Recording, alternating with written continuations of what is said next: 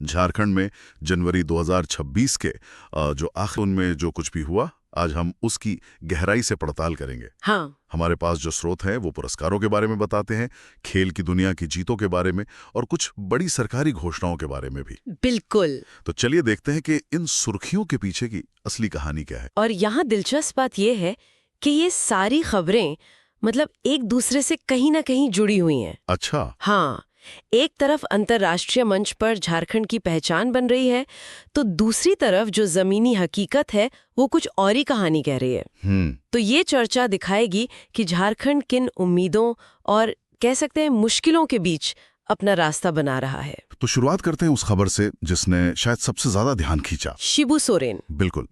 दिशोम गुरु के नाम से पहचाने जाने वाले झारखंड के पूर्व मुख्यमंत्री शिबू सोरेन को उनके निधन के बाद पद्म भूषण देने का ऐलान हुआ है। हाँ। हालांकि उनकी पार्टी जेएमएम की तरफ से तो भारत रत्न की मांग की जा रही थी। हाँ, और यहीं पर यह खबर दिलचस्प हो जाती है। देखिए, पद्म भूषण कोई छोटा सम्मान नहीं है। नहीं, बिल्कुल नहीं। यह देश का तीसरा सबसे बड़ा नागरिक सम्मान है, भारत रत्न और पद्म विभूषण के बाद। शिबू सोरेन से पहले झारखंड से सिर्फ 3 लोगों को ये सम्मान मिला है: शैलेश कुमार बंदोपाध्याय, महेंद्र सिंह धोनी और करिया मुंडा। तो सोरेन इस लिस्ट में चौथे हैं। लेकिन इसका जो असली महत्व है वो शायद राजनीतिक है। आप कह रही हैं कि ये सिर्फ एक व्यक्ति का सम्मान नहीं। सही पकड़ा। यह सम्मान सिर्फ शिबू सोरेन का नहीं, बल्कि झारखंड की उस पूरी राजनीतिक धारा का सम्मान है जो दशकों से आदिवासी अधिकारों और पहचान के इर्द गिर्द घूमती रही है। जेएमएम का भारत रत्न मांगना और केंद्र सरकार का पद्म भूषण देना, इन दोनों के बीच की जो राजनीति है वो भी समझने लायक है। अच्छा। नेता और उनके आंदोलन को राष्ट्रीय स्तर पर मान्यता देना है, लेकिन अपनी शर्तों पर। ये एक बहुत ही दिलचस्प नजरिया है। हाँ। अच्छा, प्रशासन के स्तर पर भी एक पहचान मिली है। हाँ, पाकुड़ जिले को बेस्ट इलेक्शन डिस्ट्रिक्ट अवार्ड दिया गया है। वहाँ के डिप्टी कमिश्नर मनीष कुमार ने राष्ट्रपति से ये सम्मान लिया। हाँ, और ये दिखाता है कि जमीनी स्तर पर काम हो रहा है। ये अवार्ड कोई रस्मदायगी नहीं है। स्रोत बताते हैं कि ये सम्मान वोटर लिस्ट को बहुत सटीकता से अपडेट करने और वोटिंग से जुड़े खास अभियानों को सफलता से चलाने के लिए दिया गया। जब हम लोकतंत्र की बात करते हैं तो ऐसी छोटी छोटी चीजें ही उसकी नींव को मजबूत करती हैं। बिल्कुल। ये जिला स्तर पर गुड गवर्नेंस का एक बढ़िया उदाहरण है। सही कहा। और शिक्षा के क्षेत्र में भी एक नाम सामने आया है। हाँ। रांची के कैम्ब्रियन पब्लिक स्कूल की डायरेक्टर प्रिंसिपल परमजीत कौर जी, उन्हें global pride of India award मिला है। तो हम देख रहे हैं कि व्यक्तिगत, प्रशासनिक और अब शिक्षा, हर स्तर पर काम को सराहा जा रहा है। बिल्कुल। और ये तीनों सम्मान मिलकर एक पैटर्न दिखाते हैं। क्या पैटर्न? कि राज्य में प्रतिभा और उत्कृष्टता मौजूद है और उसे अब राष्ट्रीय मंच पर पहचान मिल रही है। तो ये तो हुई प्रशासन और शिक्षा में मिली पहचान की बात। लेकिन क्या यही उत्कृष्टता हमें खेल के मैदान पर भी दिख रही है, जहां झारखंड की एक अलग ही पहचान है? बिल्कुल दिख रही है, और शायद उससे भी ज्यादा। अच्छा। मकाओ में पहली इंटरनेशनल योगासन चैंपियनशिप हुई और वहां रांची की पायल कर्मकार ने ट्रेडिशनल कैटेगरी में गोल्ड मेडल जीता। वाह, ये तो बहुत बड़ी बात है। यह एक बड़ी अंतर्राष्ट्रीय जीत है। अंतर्राष्ट्रीय स्तर पर गोल्ड जीतना तो हमेशा ही बड़ी बात होती है। इस चैंपियनशिप के बारे में हमारे स्रोत क्या बताते हैं? स्रोत बताते हैं कि इसका स्तर काफी ऊंचा था। 21 देशों के 120 से ज्यादा एथलीट शामिल हुए थे। ओह। और भारत ने कुल 47 मेडल जीते, जिनमें 8 गोल्ड थे और पायल का गोल्ड उनमें से एक है। और ये उनकी पहली बड़ी जीत तो नहीं होगी? नहीं, बिल्कुल नहीं। वो पहले भी स्टेट और नेशनल लेवल पर कई मेडल जीत चुकी हैं, जैसे 2019 में स्टेट योगा चैंपियनशिप और 2021 में ग्लोबल योगासन वीडियो कंपटीशन। ये उनकी सालों की मेहनत का नतीजा है। और तीरंदाजी, जो तो झारखंड की मिट्टी में है, वहां से भी अच्छी खबर है। हाँ, जमशेदपुर की राज अतिथि ने गुजरात में हुए खेलो इंडिया नेशनल रैंकिंग महिला आर्चरी टूर्नामेंट में जूनियर कंपाउंड कैटेगरी में गोल्ड मेडल जीता है। यहाँ जो बात ध्यान खींचती है वो है खेलो इंडिया पहल। इस टूर्नामेंट का एक साफ मकसद है महिला तीरंदाजी को बढ़ावा देना। इसमें 28 राज्यों से 500 से ज्यादा तीरंदाजों ने हिस्सा लिया। मतलब काफी बड़ा इवेंट रहा है। बहुत बड़ा। राज अतिथि की जीत दिखाती है कि ये पहल जमीनी स्तर पर प्रतिभा को खोजने और उसे मंच देने में कामयाब हो रही है। ये सिर्फ एक मेडल नहीं, बल्कि एक पॉलिसी की सफलता का संकेत भी है। सही बात है। और फुटबॉल में तो जैसे झारखंड की बेटियों ने धूम मचा रखी है। हाँ, नेपाल में होने वाली सैफ अंडर 19 महिला फुटबॉल चैंपियनशिप के लिए इंडियन टीम में झारखंड की 6 खिलाड़ियों को चुना गया है। ये आंकड़ा अपने आप में एक कहानी कहता है। 6 खिलाड़ी एक ही राज्य से। सोचिए, पूरी टीम 23 खिलाड़ियों की है और उसमें से 6 यानी 1/4 से ज्यादा सिर्फ एक राज्य झारखंड से है। कमाल है। ये दिखाता है कि राज्य में फुटबॉल टैलेंट की जड़ें कितनी गहरी हैं और ये कोई छोटा मोटा टूर्नामेंट नहीं है।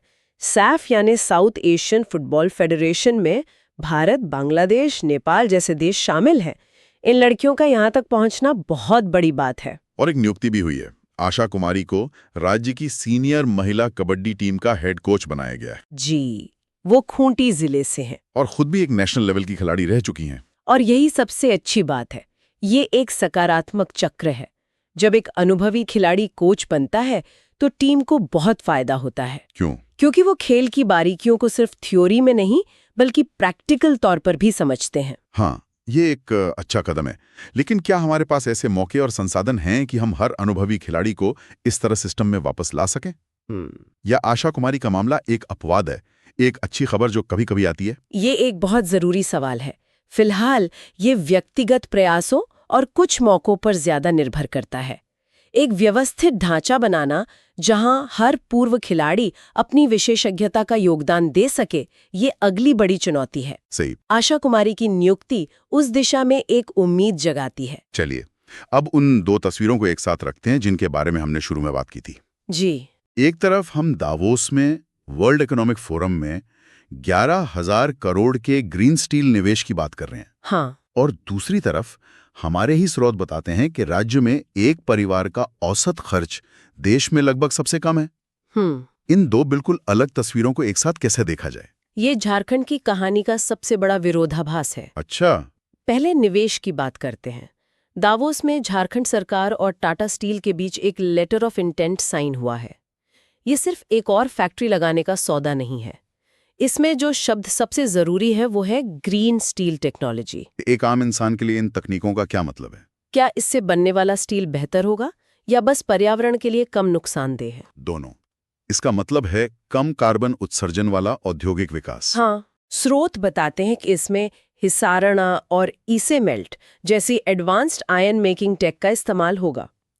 यह झारखंड को सस्टेनेबल इंडस्ट्रियल ग्रोथ की तरफ ले जाने वाला एक बड़ा कदम है। इससे भविष्य में रोजगार के नए अवसर पैदा होंगे। और इसी दौरे पर मुख्यमंत्री हेमंत सोरेन ने ऑक्सफोर्ड यूनिवर्सिटी का भी दौरा किया था। हाँ, ऐसा करने वाले वो भारत के पहले मुख्यमंत्री बने। इसका मकसद भी शिक्षा और रिसर्च में सहयोग के मौके तलाशना था। बिल्कुल, ये सब एक महत्वाकांक्षी भविष्य की ओर देखने वाले झारखंड की तस्वीर है। और फिर उस तस्वीर का दूसरा पहलू है जमीनी हकीकत। हाँ, भारतीय सांख्यिकी मंत्रालय का सर्वे कहता है कि झारखंड में 4 लोगों के एक परिवार का औसत मासिक खर्च सिर्फ 7,260 रुपए है। और ये आंकड़ा बहुत कुछ कहता है। अगर पूरे देश से तुलना करें तो ये नीचे से दूसरे नंबर पे है। नीचे से दूसरा? हाँ, सिर्फ एक राज्य हमसे पीछे है। बिहार में ये खर्च 7,700 रुपए और उड़ीसा में 7,480 रुपए है। ये डेटा गरीबी और लोग कैसे अपना जीवन यापन कर रहे हैं उसका सीधा आईना है। तो मेरा सवाल बिल्कुल सही था? बिल्कुल सही था। एक तरफ 11,000 करोड़ का भविष्य का निवेश है और दूसरी तरफ आज की ये कठिन सच्चाई। असली चुनौती इन दोनों के बीच की खाई को पाटना है। तो क्या इस खाई को पाटने के लिए कोई कदम उठाए जा रहे हैं? कुछ पहले जरूर हो रही हैं, जैसे नमामि गंगे परियोजना। नमामि गंगे? हाँ, इसके तहत झारखंड से गुजरने वाली 5 नदियों गंगा, दामोदर, खरगई, हरमू और स्वर्ण रेखा को फिर से ठीक किया जाएगा। अच्छा। ये सिर्फ साफ सफाई नहीं है, इसमें पानी का बहाव बनाए रखना, रिवर फ्रंट बनाना और पेड़ लगाना भी शामिल है। ये सीधे तौर पर लोगों के जीवन और पर्यावरण से जुड़ा है। और एक झारखंड गुड समैरिटन नीति 2020 भी चर्चा में है। हाँ, ये एक बहुत अच्छी पॉलिसी है। क्या है ये? ये सड़क दुर्घटना में घायल व्यक्ति को गोल्डन आवर यानी पहले घंटे में अस्पताल पहुंचाने वाले को प्रोत्साहित करती है। अच्छा। सरकार मदद करने वाले को 2,000 रुपए तक देती है। इसका असली मकसद लोगों के मन से पुलिस और कानूनी पचड़ों का डर निकालना है, ताकि वे घायलों की मदद करने से हिचकिचाए नहीं। ये तो बहुत जरूरी है। ये दिखाता है कि नीतियां सिर्फ अर्थव्यवस्था पर ही नहीं बल्कि समाज की बेहतरी पर भी केंद्रित हैं। अब बात करते हैं राज्य के प्रशासनिक और सामाजिक स्थिति की। 2026 में नगर निकाय चुनाव होने हैं। हाँ, राज्य में कुल 48 नगर निकाय हैं। ये संरचना कैसी है? इसे समझना जरूरी है क्योंकि यही शहरी शासन की रूपरेखा है। इन 48 निकायों को 3 हिस्सों में बांटा गया है। 3 हिस्सों में? पहला, 9 नगर निगम। ये 3 लाख से ज्यादा आबादी वाले बड़े शहरों जैसे रांची, धनबाद के लिए हैं।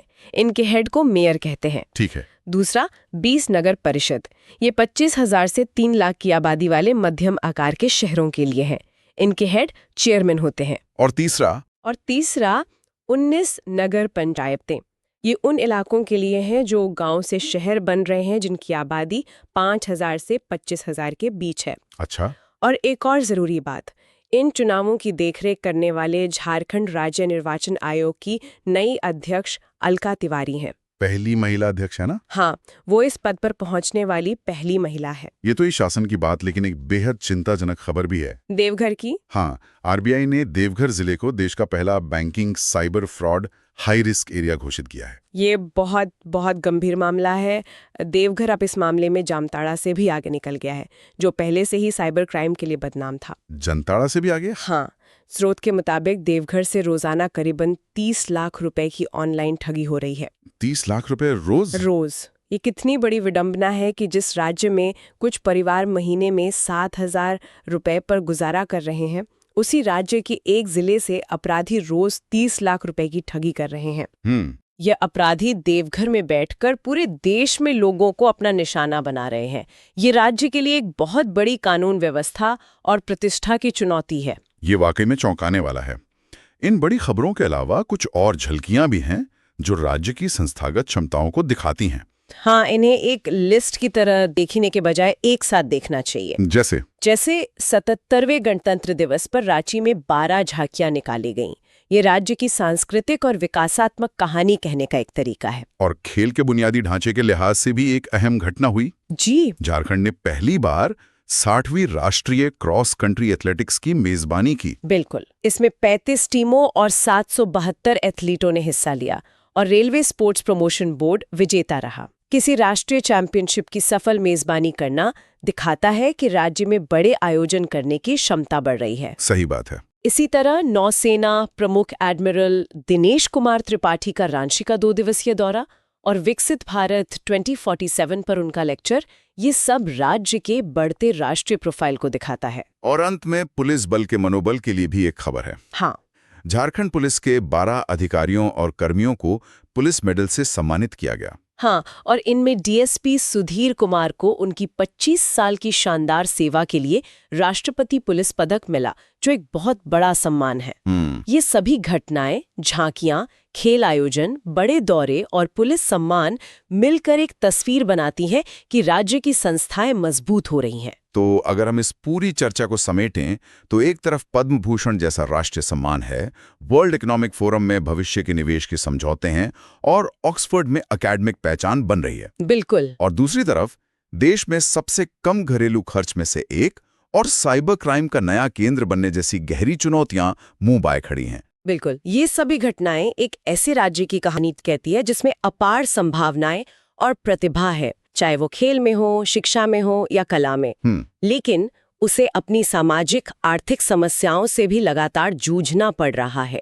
असली विकास तभी माना जाएगा जब इन संभावनाओं का इस्तेमाल इन चुनौतियों से निपटने के लिए किया जाएगा। ये कि विचार हमारे सुनने वालों के लिए छोड़ जाते हैं। जी, एक ही समय में एक राज्य को अच्छे चुनाव प्रबंधन के लिए पुरस्कार मिल रहा है, उसके खिलाड़ी अंतर्राष्ट्रीय स्तर पर देश के लिए गोल्ड मेडल जीत रहे हैं और उसी राज्य का एक जिला साइबर अपराध का राष्ट्रीय अड्डा बन रहा है। हाँ, सोचने वाली बात यह है कि कोई भी राज्य अपनी मानव क्षमता, जो कि उसकी सबसे बड़ी ताकत है, उसका इस्तेमाल अपनी सबसे बड़ी व्यवस्थागत चुनौतियों से लड़ने के लिए प्रभावी ढंग से कैसे कर सकता है।